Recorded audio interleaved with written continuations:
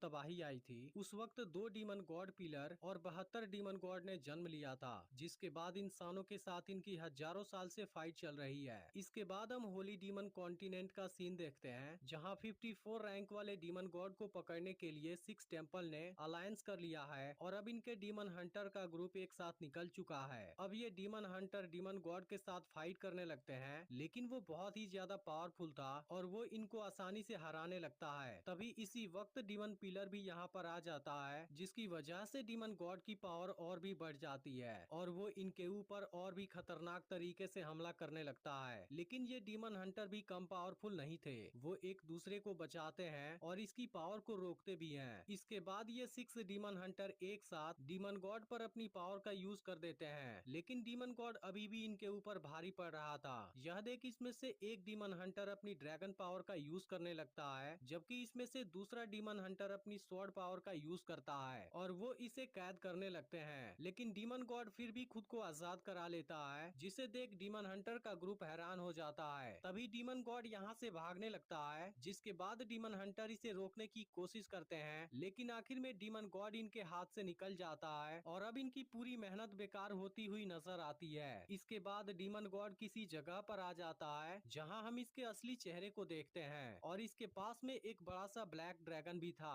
तभी इसका पीछा करते हुए डीमन हंटर का ग्रुप भी यहाँ पर आ जाता है और अब इनको पता चलता है कि यह डीमन गॉड तो असल में डीमन एम्परर है, जो आज खुद इनके साथ फाइट करने आ गया है। लेकिन ये 6 डीमन हंटर अभी भी नहीं रुकते और डीमन एम्परर का सामना करने चले जाते हैं। लेकिन तभी डीमन एम्परर किसी अजीब सी पावर का यूज कर देता है, जिसके सामने ये सभी डीमन हंटर कमजोर पड़ने लगते हैं। इसके बाद बताया जाता है कि डीमन को यहाँ आए 6000 साल से भी ज्यादा हो गया और इंसान इतने समय से लगातार हजारों सालों से इनके साथ फाइट कर रहा था, लेकिन वो आखिर में फेल हो गया। फिर भी इंसानों के अंदर हार नहीं मानने की क्वालिटी होती है, इसलिए इसमें से एक डीमन हंटर अपने ड्रैगन पावर का यूज करने लगता है, जिसकी पावर बहुत ही ज्यादा खतरनाक लग रही थी, क्योंकि वो किसी भी कीमत पर पीछे नहीं हटना चाहता था। इसके बाद इसकी बॉडी पर एक पावरफुल आर्मर आ जाती है और वो अपने बहुत से क्लोन के साथ डीमन एम्परर की ओर जाने लगता है और फिर उस पर एक पावरफुल अटैक कर देता है। लेकिन डीमन एम्परर इस बार भी इसे बुरी तरह से जख्मी कर देता है और इस पर खतरनाक तरीके से हमला कर देता है। लेकिन इसके बावजूद भी डीमन हंटर हार नहीं मानता। तभी अचानक से डीमन एम्परर इस पर अपने ड्रैगन से अटैक कर देता है और खुद यहाँ से गायब हो जाता है, जिसे देख सब हैरान हो जाते हैं और किसी को समझ नहीं आता डीमन एम्परर अचानक से चला क्यों गया। लेकिन फिर बताया जाता है इसी के साथ उस दिन एक और भी अजीब सी घटना हुई थी, जहाँ लॉन्ग सिन्यू की वाइफ बाईयू भी रहस्यमय तरीके से गायब हो गई थी। फिर हम देखते हैं कि वहाँ पर कुछ डीमन आए थे और बाईयू से कहते हैं कि अब आपको चलना होगा, क्योंकि डीमन एम्परर आपसे मिलना चाहते हैं। और अब उसके जाने की वजह से इंसानों की दुनिया में कुछ समय के लिए शांति हो जाती है, लेकिन इसी के साथ डीमन और इंसान के तकदीर में भी कुछ बदलाव हो गए थे, क्योंकि उस रात डीमन एम्परर के आने की वजह से उसने अकेले ही रहने की इच्छा की। लेकिन फिर भी जिस दिन सवेरा होगा उस वक्त ईस्ट डायरेक्शन में एक स्टार चमकने लगेगा।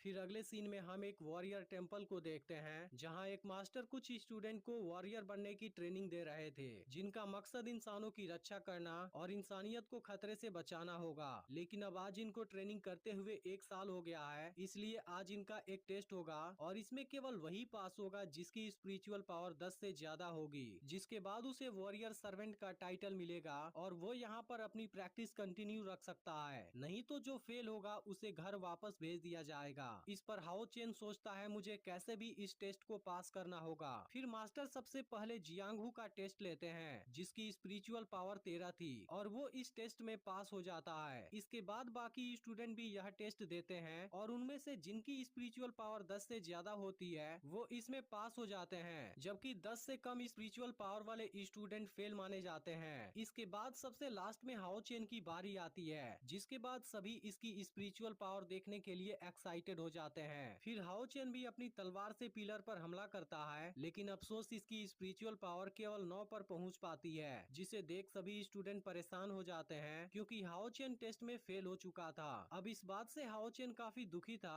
और मास्टर से एक और चांस मांगने लगता है, क्योंकि वो इस बार जरूर पास हो जाएगा। लेकिन मास्टर इसे चांस नहीं देते, क्योंकि यह चीज बाकी फेल हुए स्टूडेंट के साथ गलत हो जाएगी। अब इस बात से हाओ चेन काफी दुखी हो जाता है, क्योंकि टेस्ट में फेल होने की वजह से इसका सारा वे वेपन वापस ले लिया जाएगा और अब उसे स्पिरिचुअल लिक्विड भी नहीं मिल पाएगी। इसके बाद हाओ चेन इनके सामने घुटने टेक देता है और दूसरा चांस मांगने लगता है, क्योंकि हाओ चेन किसी भी हालत में यह टेस्ट पास करना चाहता है और डिस्क्रिमिनेशन फेस्टिवल में इसका रुकना जरूरी है। अब यह देखते ही स्टूडेंट मास्टर से हाओ चेन को एक और चांस देने की रिक्वेस्ट करने लगते हैं, क्योंकि सब जानते हैं कि हाओ चेन सबसे ज्यादा मेहनत करता है और उसने इनको भी टेस्ट में पास करने में मदद की थी। इस तरह से अब सभी स्टूडेंट इसके सपोर्ट में खड़े हो जाते हैं, लेकिन मास्टर भी अच्छे से जानते हैं हाओ चेन शुरुआत से ही सबसे ज्यादा मेहनत करता है और वो ट्रेनिंग पूरी करने के लिए अपनी जी जान लगा देता है। इसके बाद मास्टर सभी को शांत कराते हैं और हाओ चेन को दूसरा चांस देने के लिए तैयार हो जाते हैं, लेकिन इसके लिए उसे जियांगहू के साथ फाइट करना होगा और उसे हराना होगा।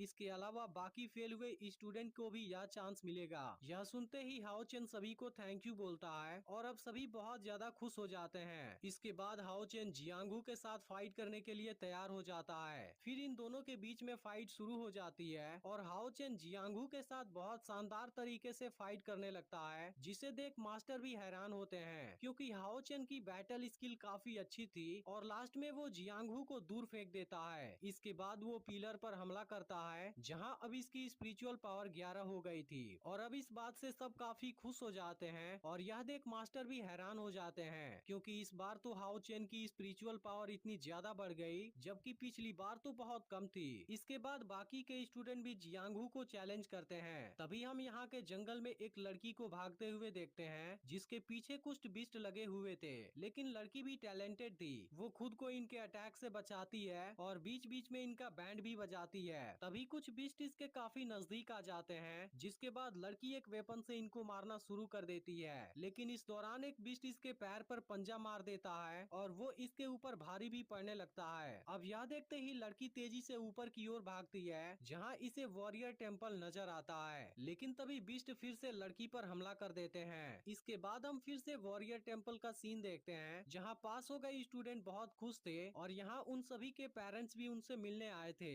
लेकिन हाओ चेन अकेले ही खड़ा हुआ था और उदास होकर इनको देख रहा था। लेकिन तभी मास्टर इसके पास आते हैं और इसे स्पिरिचुअल लिक्विड देते हैं, जिसके पीने से इसकी स्ट्रेंथ और स्पिरिचुअल पावर दोनों बढ़ेगी। फिर पूछते हैं क्या तुम इसे रोजाना पीते हो, क्योंकि तुम्हारी बैटल परफॉर्मेंस तो बहुत अच्छी है, लेकिन तुम जितनी मेहनत करते हो उसके हिसाब से तुम्हारी स्पिरिचुअल पावर इतनी कम नहीं होनी चाहिए थी। लेकिन हाओ चेन कुछ भी नहीं बोलता। तभी इसी वक्त जियांगहू यहाँ पर आ जाता है और इसे अपने साथ लेकर चला जाता है, जिस पर मास्टर कहते हैं वो जरूर मुझसे कोई बात छुपा रहा है। इसके बाद हाओ चेन और जियांगहू दोनों एक साथ खेलते हुए यहाँ से जाने लगते हैं। तभी इसी वक्त हाओ चेन एक आदमी के नजदीक से गुजरता है, जो उसे बड़े ध्यान से देख रहा था। इसके बाद ये दोनों जंगल में चले जाते हैं, जहाँ जियांगहू हाओ चेन को अपनी स्पिरिचुअल लिक्विड देता है, क्योंकि वो जानता है कि हाओ चेन अपनी स्पिरिचुअल लिक्विड अपनी मॉम को देता है, जिनकी कंडीशन काफी खराब है। तब हाओ चेन कहता है कि अब उनकी बॉडी कुछ रिकवर हो गई है। इस पर जियांगहू इसे समझाता है कि तुम्हें अपना भी ख्याल रखना चाहिए, क्योंकि इसकी वजह से तुम्हारी परफॉर्मेंस खराब हो जाएगी। लेकिन हाओ चेन अपनी मॉम से बहुत ज्यादा प्यार करता है, इसलिए वो किसी भी कीमत पर उन्हें खोना नहीं चाहता